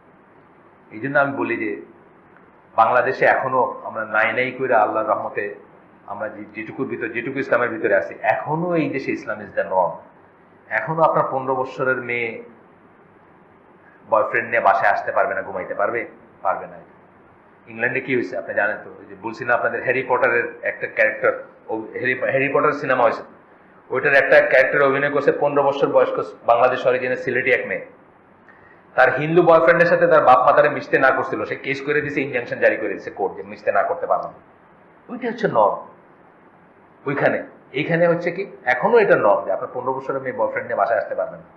এখন কতদিন থাকবে এটা আল্লাহ জানে, আমি জানি না, কিন্তু এখনো অন্তত এটা আছে এখানে নর্ম। এরপরে বলতেছেন Islam leads man to unification of all aspects of his life. খুব ইম্পর্টেন্ট কথা, সব আসপেক্ট, সেক্রেট মান্ডেনকে আলাদা করে দেখার উপায় নেই ইসলামে। এটা হচ্ছে খ্রিস্টানদের ব্যাপার, এটা হচ্ছে হিন্দুদের ব্যাপার, অন্য ধর্মাবলম্বীদের ব্যাপার। আমাদের এই জন্য আমরা ধর্ম কথাটাও ইউজ করতে চাই না, আমরা এটাকে দিন বলি। দিন মানে হচ্ছে way of life. Way of life মানে পুরা লাইফটা এটার আমরেলাতে আসবে, এটার আওতাভুক্ত আছে, এখানে পুরা লাইফটা আসবে। আপনি সকালে ঘুম থেকে উঠছেন, বিছনায় বসছেন, বাথরুমে যাচ্ছেন, প্রত্যেকটা জিনিসের ব্যাপারে আপনার ইসলামের সে আছে, প্রত্যেকটা জিনিসের ব্যাপারে ইসলামের গাইডলাইন আছে, প্রত্যেকটা জিনিসের ব্যাপারে সুন্নাহ আছে। আপনি যদি চান আপনি জানতে পারবেন আল্লাহ রাসূল কি করে বাথরুমে ঢুকতেন, কোন পাটা আগে দিতেন, কিভাবে বাথরুমে বসতেন, বাথরুম থেকে বাইরে কি দোয়াটা পড়তেন, পাবেন না আপনি? মসজিদের জন্য যখন যাচ্ছেন প্রত্যেক স্টেপে কি বলতেন, মসজিদে ঢোকার সময় কি বললেন, মসজিদে ঢুকে বসতে গিয়া প্রথমে কি কাজটা করলেন, বাইরে হওয়ার সময় কোন দোয়াটা করলেন, সব পাবেন না আপনি? কোন পাটা আগে স্যান্ডেলে গলাইলেন, পাবেন না? প্রত্যেকটা জিনিস কভার্ড বাই, প্রত্যেকটা অ্যাসপেক্ট অফ লাইফ ইসলামের আমরার নিচে নিয়ে আসে ইসলাম। Being a means to that goal, this religion represents its totality. গোলটা কি? গোল কি? সবকিছু আপনার ইসলামের আমরেলার নিচে আসবে, এটা হচ্ছে আপনার গোল। আল্লাহর জমিনে আল্লাহর কথা সর্বোচ্চ অগ্রাধিকার পাবে, আল্লাহর কথা অনুযায়ী আল্লাহর জমিন চলবে, এভরিথিং। এই গোলটা অ্যাচিভ করার জন্য আপনি কি করবেন? দিস রিলিজিয়ান মানে আমাদের দিন represents itself in itself a totality of conceptions to which nothing can be added and from which nothing can be subtracted. এই দিন কি করে? তার একটা সম্পূর্ণ ধারণা হিসাবে প্রেজেন্ট করে, যাতে কিছু বিয়োগ করার নাই, যার সাথে কিছু যোগ করার নাই। এই কথাটা আপনাদের আমি বারবার বলতে চাই যে ইসলামের ব্যাপারে আমার নতুন কিছু বলার নাই। নতুন কিছু বললে কি হবে? বিদআত হবে। কিছু যোগ করার নাই, কিছু বিয়োগ করার নাই। It is already perfected. যখনই আমরা যোগ করব বা বিয়োগ করব, আমরা আল্লাহ এবং আল্লাহ রসুলের কথার বিরোধিতা করতেছি। আল্লাহ বিদায় হজের মাঠে সূরা মায়দার 3 নম্বর আয়াতে বলছেন, this day I have perfected your দিন ফর ইউ। তো আমি তোমাদের দিনকে তোমাদের জন্য পরিপূর্ণ করে দিছি। আকমালতু দীনুকুম। কামাল, কামাল মানে হচ্ছে কমপ্লিট করা, পারফেক্ট করে দিছি। এরপরে আপনার যোগ করারও কিছু নাই, বিয়োগ করারও কিছু নাই। আপনি যোগও করলে গুনাহগার, বিয়োগ করলে গুনাহগার, যোগ করলেও বিদাত, বিয়োগ করলেও বিদাতের পরে কমপ্লিট হয়ে গেছে। এটা রাসূল সাল্লাল্লাহু আলাইহি ওয়াসাল্লাম বহুত জায়গায় বলছেন যে কমপ্লিট। আপনারা শুনছেন না হাদিসগুলো? যেমন ধরেন একটা হাদিসের কথা বলতেছি যে আমি তোমাদেরকে এমন একটা ব্রাইট মানে উজ্জ্বল পথের উপর রেখে গেলাম, আলোক উজ্জ্বল পথের উপর রেখে গেলাম, যার রাত এবং দিন সমান। এরপরে এখান থেকে যে বিচ্যুত হবে সে ধ্বংস হয়ে গেল। মানে বিচ্যুত হওয়ার কোনো রাস্তা নাই, কমপ্লিট করে ওইটার উপর দেখায় রেখে গেছেন। এখন আপনি ফ্যালাসিয়াস জিনিস খুঁজে যদি বিচ্যুত হইতে চান, ওই যে যেভাবে আপনি যে হাদিস এটাকে ঠিক নাকি, তো এটাকে মানা দরকার নাকি, বা এটাকে অত ইম্পর্টেন্ট নাকি, মানে আপনি তখন বিচ্যুত হতে চাচ্ছেন, আপনি ধ্বংস হয়ে যাবেন। এই কথা বলে গেছেন আল্লাহ। সুতরাং এটা একটা কমপ্লিট জিনিস। এটির কথা বলতেছেন। দেখেন তার বুঝটা কত পরে উনি মুসলিম হয়েছেন এবং কি ব্যাকগ্রাউন্ড থেকে এসে ওনার বুঝটা কতটুকু, কিন্তু আমাদের বুঝটা এখন ওই জায়গায় পৌঁছায় নেই। কি বলতেছেন, কত সুন্দর একটা কথা। মানে এইটা দিয়ে আপনি একটা বই লিখতে পারেন। এই লাস্ট কথাটা, যেটা লাইনটা পড়লাম আমি, বলতেছেন যে being a means to that goal. কোন গোল? টোটালিটি অফ লাইফ এটার আন্ডারে আসবে। তো মানে আপনার পুরো লাইফটা এটার আন্ডারে থাকবে, এটা দিয়ে চলবে। দিস রিলিজিয়ান, এই দিনটা, রিপ্রেজেন্ট ইটসেলফ, নিজেকে আপনার উপস্থাপন করে, a totality of conception, represents in itself, sorry, totality of conception, ধ্যান ধারণার টোটালিটি, সম্পূর্ণটা, to which nothing can be added, from which nothing can be subtracted. এটার সাথে কিছু যোগ করা যাবে না, এটাতে কিছু সরায় নেওয়া যাবে না। এইভাবে যদি আমরা বুঝতাম, আমাদের খুব ইজি হয়ে যেত। জাস্ট রসুলের লাইফ পড়েন, জাস্ট কোরআন পড়েন, হাদিস পড়েন, রসুলের লাইফ পড়েন, খোলাফায়ে রাশিদিন লাইফ পড়েন, ফলো, শেষ। এত তর্ক যুক্তি, এত হালাকার দরকার আছে না?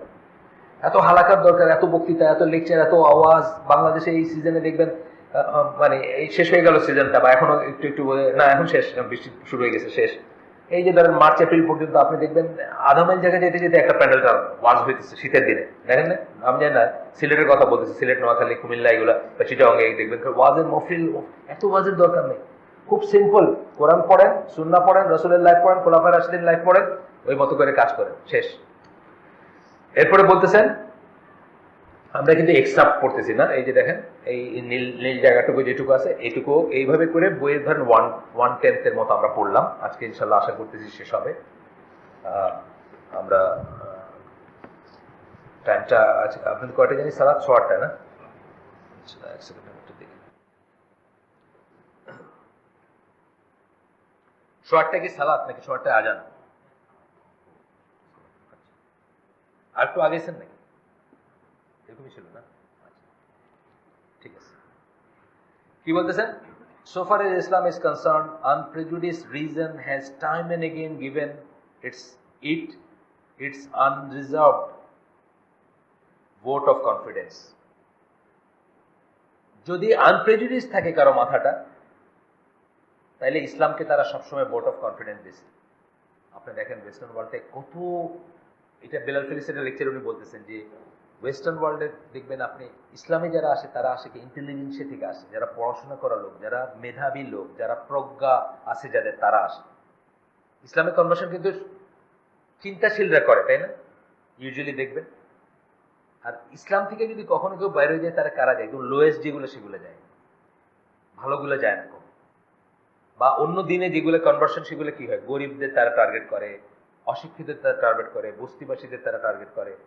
কিন্তু ওয়েস্টার্ন ওয়ার্ল্ড থেকে যারা ইসলামে আসছে তাদের আপনি দেখেন, বেলাল ফিলিপসের নিজের কথাই ধরেন, আপনি আব্দুর রহিম গ্রিনের কথা ধরেন, আপনি এই যে Lawrence brown, doctor Lawrence brown যার কথা বলি, এদের কথা ধরেন, এরা কারা আসছে? এরা সবচেয়ে বেশি চিন্তাশীল যে ইটা, তারা আসছে। তারা যখন ইসলামকে নিয়ে পড়াশোনা করছে, তারা ভোট অফ কনফিডেন্সটা ইসলামের পক্ষে দিছে। এই কথাটা উনি বলতেছেন না, বা উনি নিজের কথা আমি বলতেছি। উনি নিজেও খুব ইন্টেলিজেন্ট একজন মানুষ, শিক্ষিত একজন মানুষ, মেধাবী একজন মানুষ, উনি এভাবে আসছেন। That does not mean that everyone who comes into the contact of Quran will necessarily accept its teaching. এটার মানে এটা না যে কোরআনকে পড়লেই সেটাকে accept করে ফেলবে তা না।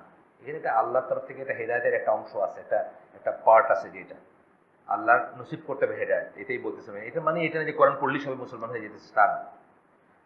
This is a matter of temperament, environment, and last but not least, of spiritual illumination. আত্মাটা আলোকিত হইতে হবে, একসময় হঠাৎ খুলে যাবে। যে ওনার মুসলিম হওয়ার স্টোরিটা আপনারা পড়েন কিভাবে, উনি ভাবতেছেন উনি মুসলিম হবেন, ইসলাম সম্বন্ধে পড়াশোনা করছেন, কিছু কোরআনও পড়তে শুরু করছেন, জার্মানিতে গেছেন। জার্মানিতে গিয়ে একদিন ট্রেনে দেখতেছেন একটা খুব সুটেড বুটেড লোক, হাতে তার ব্রিফকেস, অনেক বড় লোক, অনেক পয়সাওয়ালা, কিন্তু মুখটা খুব টেন্স, মানে চেহারাটাতে খুব টেনশন, বুঝছেন না, কোনো সুখ নাই, কোনো শান্তি নেই, কোনো মানে সাকিনা নাই আর কি চেহারাতে। এবং ওরা খুব মনে হচ্ছে যে এই লোকটা তো দুনিয়ার পসিবল সবকিছু আছে, তাইলে এই অবস্থা এরকম কেন। তখন উনি ফিরে আসছেন হোটেলে, আইসা দেখেন যে কোরআনের একটা এক একজনের এক একভাবে হয়, এটা আমি বলতেছি না যে এটাই একটা ওয়ে হওয়ার, তা না। আইসা দেখেন যে কোরআনের এমন একটা পৃষ্ঠা খোলা যেখানে ঠিক এই বর্ণনাটাই দেওয়া আছে, এই ধরনের লোকগুলোর বর্ণনা দেওয়া আছে। বাস, ওইটা হলো স্পিরিচুয়াল ইলুমিনেশন। ওনার ভিতরে হার্টে আল্লাহ লাইটটা ঢুকাই দিলেন যে দিস ইজ দ্য ট্রুথ। এটার দরকার আছে, মানে যেটা বলতেছি আমি নসিব হইতে হবে, তার সাথে আল্লাহর একটা রহমতের ব্যাপার থাকবে। সবাই হেদায়েত, আপনার আমার হেদায়েত হবেন, আমি পিএইচডি করে ফেলতে পারবো, কিন্তু হেদায়েতের কিন্তু কোনো গ্যারান্টি নেই। হেদায়েতের গ্যারান্টিতে আলটিমেটলি হেদায়েতটা আসবে কি আল্লাহর তরফ থেকে আসবে, সেটা কিন্তু রইলই। যে জন্য ধরেন ইসলামের উপর বড় বড় কাজ করছেন আর্নেস্ট উইলিয়াম লেন, প্রথম এইটা লিখছেন ডিকশনারি, প্রথম অফিসিয়াল আরবিক ইংলিশ ডিকশনারিটা ওনার লেখা। তার মানে উনি ল্যাঙ্গুয়েজটা খুব ভালো জানতেন না, আমার চেয়ে ভালো জানতেন, উনি মুসলমান হননি। গতদিন আরেকজনের কথা বললাম না যে ইসলামের উপর কয়েকটা বইও লিখে ফেলছেন, এই অ্যানেমারি শিমেল, মানে আপনার জার্মান একজন ইউনিভার্সিটি টিচার, মহিলা, মারা গেছেন, কিন্তু হেদায়েতটা নসিব হয়নি, ফাইনালি শাহাদাটা পড়েন। উনি আবার কামিজ সালোয়ারও পড়তে শুরু করে দিয়েছেন, মানে ওড়না দিয়ে পড়তেন যাতে একটু মডেস্ট দেখায়, কিন্তু মুসলমান হতে পারেননি। তারপরে আরেকজনের নাম বলি না আমরা, ওই যে এই দরজাটা একটু করে দেন, এসি চলতেছে তো, এটা আমরা ইনশাল্লাহ আমাদের ভিতরে সিভিক সেন্স হিসাবে এটা ডেভেলপ করবো। আমরা যখন বের হয়ে যাবো একটা জায়গা থেকে যেখানে এরকম ক্লোজ জায়গা, এসি চলতেছে, আমরা দরজাটা বন্ধ করে টেনে দিয়ে যাবো, এটা আমরা খেয়াল করবো যে এখানে একটা অপচয় হবে, মানে এই বাতাসটা বাইরে হয়ে গেলে। যখন আমরা চালাচ্ছি, না চালাতে অন্য কথা, সেটা ডিফারেন্ট জিনিস। তো আরেকজনের কথা আমি বলি সবসময়, এডওয়ার্ড সাইড, ওরিয়েন্টালিজম যে বইটা লিখছেন, বা কভারিং ইসলাম, বা আরো ওনার লেখালেখি আছে ইসলামের ফেভারে, গত শতাব্দীতে বিশাল লেখালেখি কিন্তু ওনার, কিন্তু ওনাকে আল্লাহ হিদায়াত নসিব করেন, উনি মুসলিম হন নাই। কলম্বিয়া ইউনিভার্সিটির টিচার ছিলেন, মারা গেছেন 3-4 বছর বা একটু বেশি হবে, মারা গেছেন। যাই হোক, তখন বলতেছেন যে but surely no unbiased person would contend that there is anything in the Quran contrary to reason. কিন্তু কেউ যদি আনবায়াসড হয়, বায়াস যদি না হয়, পক্ষপাত দুষ্ট যদি না হয়, সে কোনোদিন এটা বলবে না যে কোরআনে পিওর রিজন বা সায়েন্স বা সাধারণভাবে মানুষ যেটা বুঝে যে এটাই ঠিক বা এটাই রিজনেবল, এর বিপক্ষে কোনো কথা আছে বলে কেউ কোনোদিন বলবে না। No doubt there are concepts in it beyond present limits of our understanding. Beyond হইতে পারে, আমাদের আন্ডারস্ট্যান্ডিং এর বাইরে থাকতে পারে, কিন্তু যেটুকু আমরা আন্ডারস্ট্যান্ড করব, যেটুকু আমাদের মেধার ভিতরে আছে, যেটুকু আমার জানার লিমিটে আছে, সেটুকুর ভিতরে আন্ডারস্ট্যান্ডেবল কিছু আছে, এটা কিন্তু কেউ কোনোদিন বলবে না। এই কথাটাই ডক্টর মরিস বুকাইলি তার বইতে একবার বলছে যে উনি একটি আয়াত, একটি সেন্টেন্স পান না যেটা সায়েন্সের এগেনস্টে যায় কোরআনে। যতটুকু সায়েন্স আমরা বুঝছি, যতটুকু জ্ঞান আল্লাহ আমাদের দিচ্ছেন, এই পর্যন্ত। হিদায়াটো বলি না একটা কথা, ইংরেজিতে একটা কথা আছে হিদায়াটো, মানে এই পর্যন্ত যতটুকু আমরা জানি, তার এগেনস্টে যাওয়ার মতো কোরআনে কোনো কথা নেই। এটা বলতেছে যে no that there are concepts in it beyond the present limits of our understanding but nothing which offends against man's intelligence as such. কিন্তু আপনার যে মানবিক যে মেধা আছে, তার এগেনস্টে যাবে মতো কিছু নেই।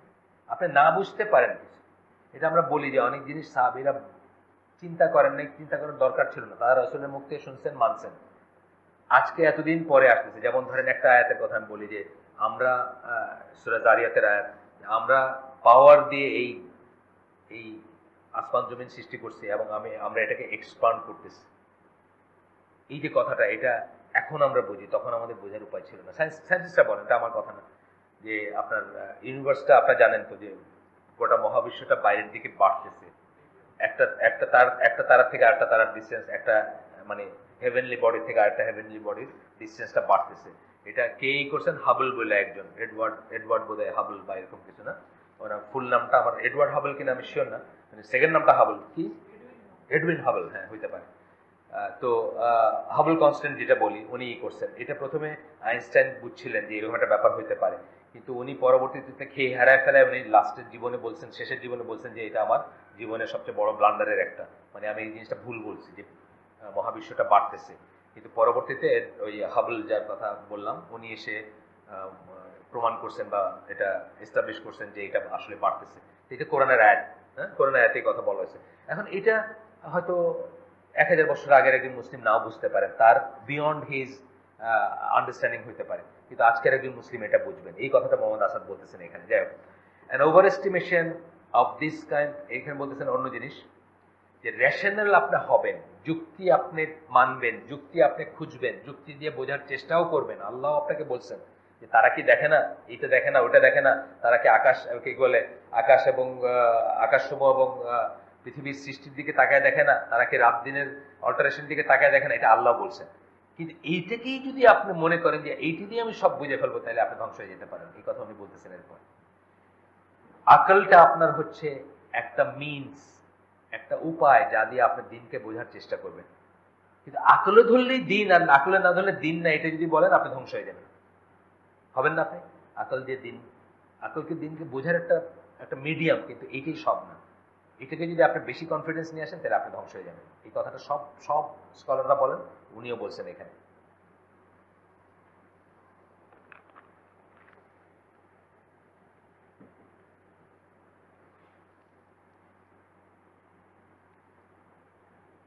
An overestimation of this kind of unimaginative rationalism, rationalism মানে কি? যুক্তি নির্ভরতা, যুক্তি নির্ভরতা is one of the causes why so many modern Muslims refuse to surrender themselves to the guidance of the Prophet sallallahu alaihi wasallam. যুক্তিতে ধরে না। কার phone একটু বাজতেছে? এই ফোনটা কার? সরি, আমি কি চাপছি জানি না, দেখেন। যুক্তিতে ধরে না। আল্লাহ রাসূল এটা কেন বললেন? এটা ওনার সময় হয়তো ছিল আর কি, আমাদের সময় এটা প্রযোজ্য না। টাকনোর নিচে কাপড় একটা, যুক্তিতে ধরে না।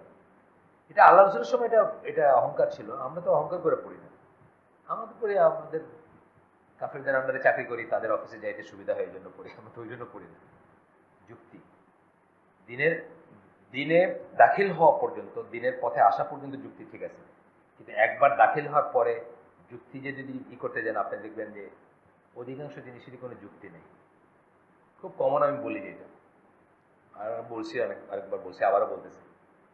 আপনার ইউ ব্রেক ইউর উইন্ড, আপনার গ্যাস যে পথে বাইরে আপনি সেটা ধরুন না। আপনি উজু করেন কোন দিকে? মুখ ধন, হাত ধন। আপনার কাছে অযৌক্তিক মনে হতে পারে না? মনে হতেই পারে। এই যে যুক্তিটা তো আমি ঠিক বুঝলাম না। আমার অজু গেল একদিক দিয়ে, আমি ধুইতেছি হাত মুখ, ওয়াই? এখানে গিয়া যুক্তি আর নাই, তাই না? যুক্তি দিয়ে সবই করবেন না। আকল এবং নকল, নকল দুইটা কথা বলে আরবিতে, আকল এবং নকল। নকল মানে নস, যেটা দলিল, লেখা, লেখা যেটা আছে, যেটা দলিল আছে। দলিল কিসের আছে? ওয়াহি। ওয়াহি নস বলতে আমরা কি বুঝি? ওয়াহিদ থেকে যেটা আসছে, সেটা কি? কোরআন এবং সুন্নাত থেকে যেটা আসছে। আকল এবং নকল যখন আসবে, আকল দরকার আছে বোঝার জন্য নকলকে, কিন্তু নকল উইল টেক ওভার, মানে সুপারসিড আকল। সবসময় প্রেসিডেন্স পাবে আকলের উপরে, সবসময় আকলের উপর নকল। যখন মানে ওয়াহিদ থেকে কিছু আসবে, কোরআন থেকে কিছু, হাদিস থেকে কিছু, দলিল থেকে কিছু, আমার যুক্তি কি বলে এটা ম্যাটার করে না। আমার যুক্তি হয়তো বলে যে হ্যাঁ, I should wash the way the gas came out, ওই ওয়েটা আমার ওয়াশ করা উচিত, আমার যুক্তি এটাই বলবে। তারপরে মোজার উপর মাসা করার ব্যাপারে আমার যুক্তি বলবে, অনেক কিছুতে বলবে আমার যুক্তি। মুখের উপর হিচড়ায় তাদেরকে জাহান্নামে ফেলা হবে, এটা যুক্তিতে আসে নাকি? মুখের উপরে হিচড়ায় কেন? আমরা পায়ের উপর হাইটে যাই, নাইলে ছেঁচড়ায় নিতে পারি, কিন্তু বলছে কি মুখের উপর কোরআনে আসছে না, বর্ণনা আসছে, মুখের উপর হিচড়ায় জাহান্নামে ফেলা হবে তাদের। এই ধরনের কত কিছু আসছে, মানে কত কথা আসছে। আপনার আপনি আপনি আপনি ধরেন জাকাত যে দেয় নাই, সাপের জাকাত না দেওয়ার সম্পদটা সাপের মতো হয়ে আপনাকে কিয়ামতের দিন দংশন করবে, মানে কামড়াবে। আসছে না হাদিসের বর্ণনা, সহিহ হাদিসের বর্ণনা আসছে, জাকাত যদি না দেয়। এটাকে আপনার বুঝে আসে, এটাকে লজিকে আসে আপনার? কোথায় জাকাত আর কোথায়?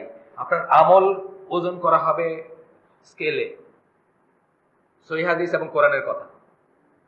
আপনার আমল ওজন করাবে স্কেলে, স্কেলটার ডেফিনেশন হয়তো কোরআনে বলা হয়নি, কিন্তু আপনার সাধারণ যুক্তিতে কি মনে হয় যে আমল আবার কেমন ওজন করবে? আমল কি দেখা যায় না? আমল কি দেখি আমরা? আমল তো একটা অদৃশ্য জিনিস। তাইলে আপনি যুক্তি দিয়ে যদি বুঝতে চান, আপনার অল অফ ইট ইজ একসময় মনে হবে যে এগুলা এই না। যুক্তি দিয়ে আল্লাহ আপনাকে যুক্তি দিয়ে কোরআনে ডাকছেন, কোরআনের পথে ডাকছেন, ইসলামের পথে ডাকছেন, এই কথা কিন্তু সঠিক।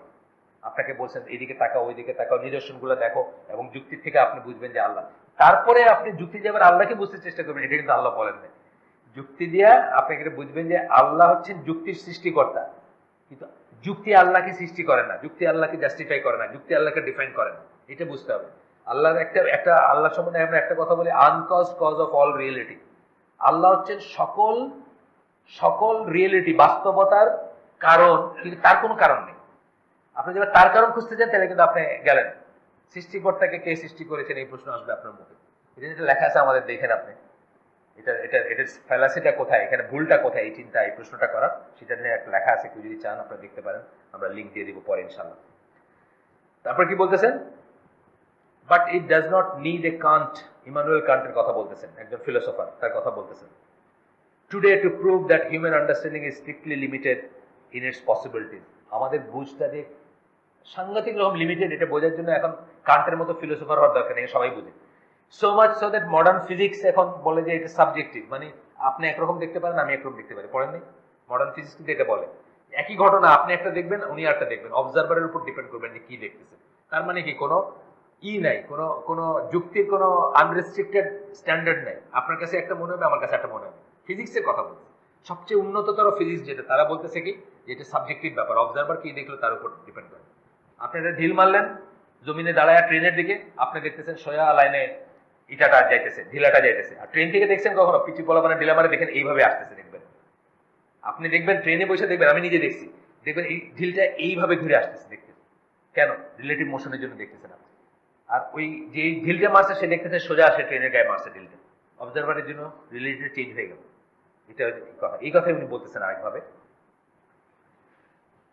Our mind is unable by virtue of its nature to understand the idea of totality. আমাদের নেচার যেটা, সেই অনুযায়ী আমাদের মাইন্ড কখনো টোটাল জিনিসকে দেখতে পায় না। এই ফোনটা, আমার ফোনটা আমি টোটাল দেখতে পাই না, পারি? একটা স্ফেয়ার, একটা বল আপনার টোটাল দেখতে পারেন, বিকজ আপনার দৃষ্টি অল এনকম্পাসিং দৃষ্টি না। কথা বুঝছেন? একমাত্র আল্লাহর দৃষ্টি হচ্ছে অল এনকম্পাসিং। পড়ি না এটা না, আকীদা পয়েন্ট কিন্তু এটা। আল্লাহর দৃষ্টি হচ্ছে অল এনকম্পাসিং, আল্লাহর থেকে হিডেন কিছু নাই, সামনেও পিছনেও, জাহির বাতিন, উপর নিচ, পাস্ট প্রেজেন্ট, কোনো কিছু লুকানোর নাই, কোনো কিছু আল্লাহর দৃষ্টির বাইরে নাই। আপনার আমার দৃষ্টি কি? আমার নিজের ফোন, এটা পিছনে কি আছে আমি জানি না, আপনারা জিজ্ঞেস করি। আমার নিজের পিঠ, আপনারা জিজ্ঞেস করি কি লাল লাল কিছু হয়েছে নাকি, দেখো তো চুলকাইতেছে কেন?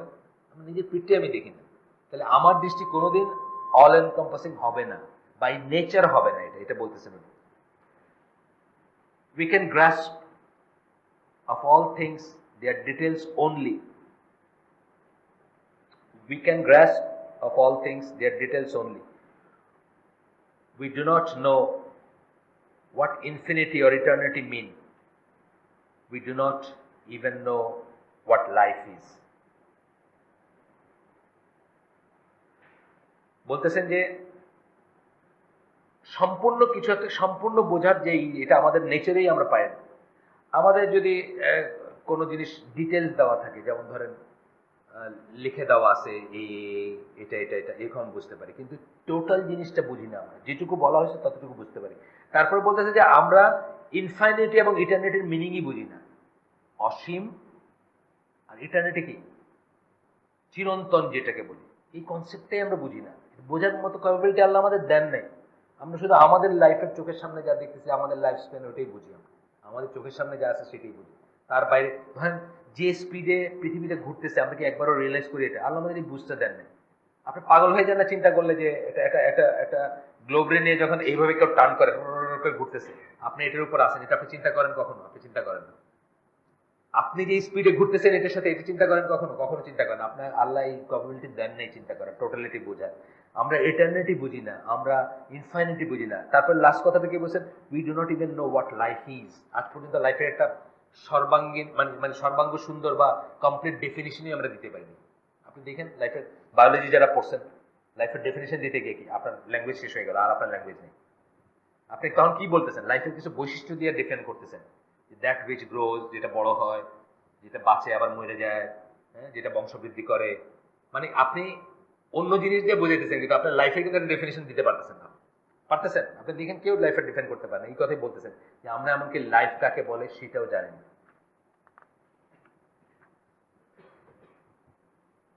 এরপরে আসতেছেন, এখন আমরা মনে রাখবো সুন্নাহ সম্বন্ধে বলতে গিয়ে আবার বলতেছেন সূরা নাজমের ৩ নম্বর আয়াত, he does not speak out of his own desire. উনি হাওয়া হাওয়া বা নিজের মন গড়া কথা বলেন না। কে? রাসূল সাল্লাল্লাহু আলাইহি ওয়াসাল্লাম মন গড়া দিনের ব্যাপারে কোনো মন গড়া কথা বলেন না। সূরা হাক্কা ৪৬ নম্বর আয়াতে আল্লাহ কি বলছেন, যদি সে কিছু বানায় বলতো নিজের থেকে, আমি তার কণ্ঠনালী ছিঁড়ে দিতাম। মানে নিজের থেকে যদি কিছু করতো, নিজে নিজে বানায় ইচ্ছা মতো মন গড়া কিছু বলতো, কার কণ্ঠনালী? রাসূলের কণ্ঠনালী ছিঁড়ে দিতেন। তাহলে নিজে থেকে কিছু বলেন না। হিয়ার ইন লাইজ আপনার সুন্নায় বিশ্বাস করারই আমরা আলোচনা জামা কি মনে করি, সুন্নাহ হচ্ছে ওয়াহি। আল্লাহ রাসূল নিজের থেকে মন গড়া ভাবে কিচ্ছু বলেন, দিনের ব্যাপারে কোনো কথা বলেন নাই। সালাদ দেবো, এইভাবে সালাদ পড়ো, নিজের থেকে বলেন নাই। জিবরাইল এসে তাকে দেখাই দিয়েছেন এইভাবে সালাদ পড়তে হবে, তাকে নিয়ে পড়ছেন, তাকে শিক্ষা দিয়েছেন, তারপর উনি বলছেন। কোনো না কোনো ফর্মের বাহির থেকে আসছে সমস্ত সুন্নাহর কাজগুলা, যেগুলোকে আমরা সুন্নাহ বলি। This is that is he speaks only when objective necessity arises. উনি দিনের ব্যাপারে কথা বলেন যখন এটা প্রয়োজন হয়, যেটা বলার প্রয়োজন আছে সেটা। এটার উল্টাটা কি? একজন নবী তার সামনে কিছু একটা ঘটে যাচ্ছে, যদি বলে না থাকেন কোনো কথা, তার মানে ইট ইজ ওকে, ঠিক না? তার মানে এটা ওকে। প্রয়োজন থাকলে উনি বলতেন, এটা দলিল না, আমরা বলি না নীরবে অনুমোদন একটা দলিল। প্রয়োজন যদি থাকতো এটাকে রোধ করার বা এটাকে সমালোচনা করার বা এটাকে না করার, উনি করতেন। তার সামনে ঘটে গেছে, কোনো অশুদ্ধ জিনিস ঘটতে পারে না, এটা আমাদের বিশ্বাসের অংশ কিন্তু, তাই না? তার সামনে কোনো ঘটতে পারে না, অশুদ্ধ জিনিস ঘটতে পারে না।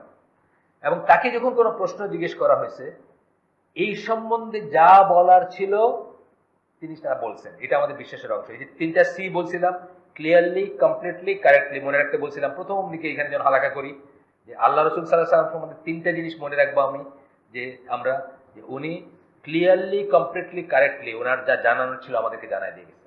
কমপ্লিটলি, সম্পূর্ণ, ক্লিয়ারলি, পরিষ্কারভাবে, কারেক্টলি, শুদ্ধভাবে, কোনো কিছু গোপন করেন নাই, কোনো কিছু অশুদ্ধ বলেন নাই, কোনো কিছু অপরিষ্কার রেখে যান নাই। এরপরে বলতেছেন, and he does it because Allah has inspired him to do so. এবং তিনি যখন কথাটা বলেন তখন এই জন্য বলেন যে আল্লাহ চাইছেন যে উনি বলেন এই কথাটা, যে কথাই বলতেছেন দিন সম্বন্ধে। And so for this reason we are obliged to follow the Prophet's sunnah in spirit and in form. রাসূলের সুন্নাহটাকে স্পিরিট এবং ফর্মে কি বললেন, দুটো কিন্তু আলাদা কথা বলছেন। স্পিরিটে একটা, আর ফর্মে একটা। স্পিরিটে ধরেন আমি মডেস্ট থাকতে চাই, আমি অশ্লীলতা বিবর্জিত জীবন চাই, স্পিরিটে হইতে পারে, আমার ভিতরটা খুব সুন্দর। ফর্মে কি? আমি কাপড়টা সতর্কটা ঢেকে পরবো। মনের পর্দা আসল পর্দা না, আর কি, বুঝছেন না? পর্দাটা আমি স্পিরিটে ধারণ করলাম যে হ্যাঁ হ্যাঁ সবাই পর্দা করা উচিত, সবাই মডেস্ট থাকা উচিত। তারপরে আমি বললাম মনের পর্দা আসল পর্দা না, বাইরের পর্দা করতে হবে। স্পিরিট অ্যান্ড ফর্ম দুটোতেই অ্যাকনোলেজও করতে হবে যে জিনিসটা ঠিক, এটাই ঠিক, আর তারপরে ফর্মটাকে আমি ওই ফর্মে আমি মানব। আচ্ছা, তারপরে কি বলতেছেন, we do not regard its ideology as one way among others. আমরা অনেক পদ্ধতির একটা পদ্ধতি মনে করি না সুন্নাহকে। আমার অনেক রকমের জীবনধারা থাকতে পারে, সুন্নাহ হলে তার একটা, এবং এইরকম মনে করি না। আমার কাছে এটা একমাত্র জীবনযাত্রার পথ, একমাত্র উপায় এটা। বাট অ্যাজ দি ওয়ে, মানে only way, and the man who conveyed this ideology to us is not just one guide among others. যে মানুষটা আমাদের কাছে এটা কনভে করছে, পৌঁছাই দিছে, তাকে আমরা অনেক আতেলের একজন মনে করি না, অনেক গুণীজনের একজন মনে করি না, নানা গুণীজনের কথা বলি না, মহামানব আমরা পড়ছি না, মহামানবদের একজন না, অনেকজনের একজন মনে করি না, তাকে মনে করি ইউনিক এই ব্যাপারে। বাট দ্য গাইড, মানে ওনাকে অনেকজনের একজন মনে করেন না, উনি হচ্ছেন আমাদের গাইড, আমাদের পথপ্রদর্শক।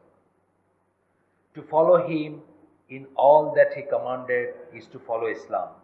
যা কিছু উনি আমাদেরকে আদেশ করছেন সেটা ফলো করার মানে হচ্ছে ইসলামকে ফলো করা, ইসলাম মানা, ইসলাম পালন করা। To discard his sunnah is to discard the reality of Islam. যে সুন্নাহকে ডিসকার্ড করলো, সে ইসলামের রিয়েলিটিকে আসলে ডিসকার্ড করলো। সুবহানাকা আল্লাহুম্মা বিহামদিকা আশহাদু আল্লা ইলাহা ইল্লা আনতা আস্তাগফিরুকা ওয়া আতুবু ইলাইক। আমাদের আমরা আজকে শেষ করে দেই। আমি তো মানে পড়তে গিয়েও পারলাম না শেষ করতে। আচ্ছা, একটু দেখি। সালাফি সম্পর্কে বিস্তারিত জানতে চাই। যারা কোরআন ও সহিহ সুন্নাহ মেনে চললে তাদের ওয়াহাবি বলা হয় কেন? ওয়াহাবি নামটা এখন একটা গালি হয়ে গেছে। হ্যাঁ, অফকোর্স। আপনি আর কোথায় কোথায় হালাকা করেন, সময় ও স্থান সহ জানতে চাই। প্রথম, সালাফি। সালাফ কথাটা মানে হচ্ছে প্রিডিসেসর্স বা অ্যানসেস্টরস, আমাদের পূর্বপুরুষ। সালাফের শব্দগত অর্থ হচ্ছে পূর্বপুরুষ।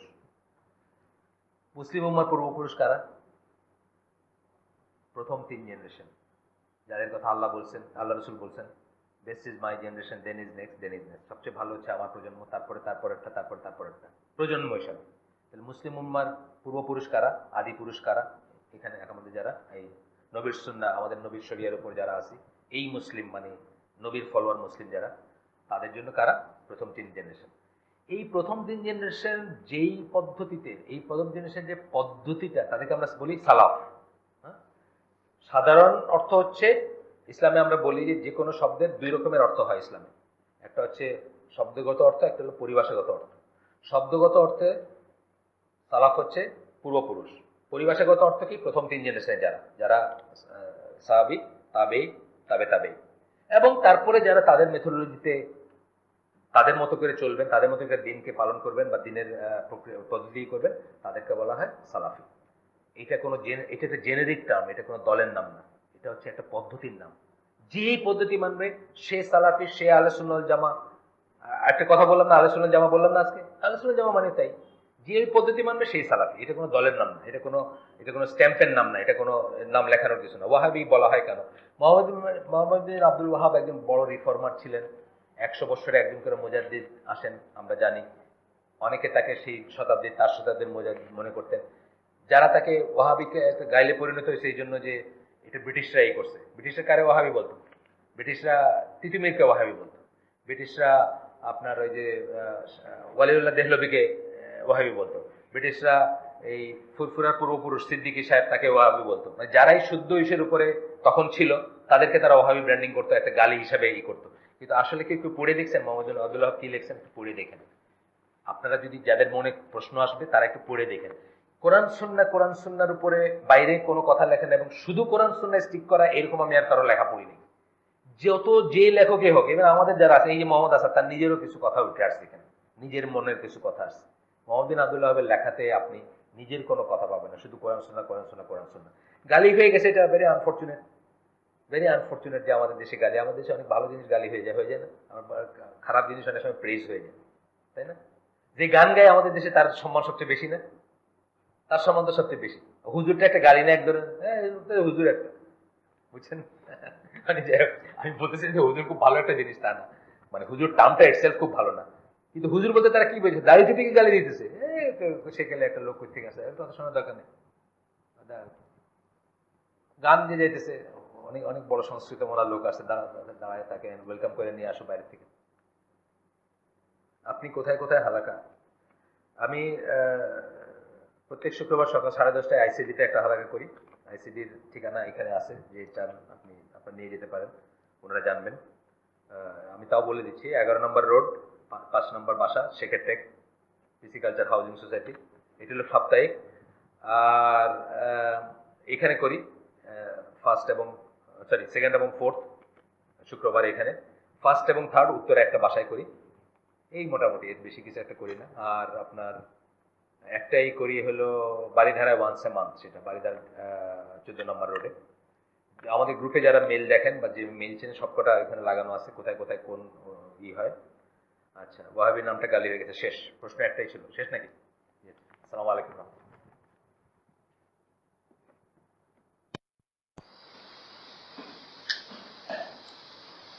আবার ইনশাল্লাহ ফোর্থ শুক্রবারে ইনশাল্লাহ এইভাবে শেষ করবো বলেও একটু লেট হয়ে গেছে, যেটা নেক্সট দিন করতে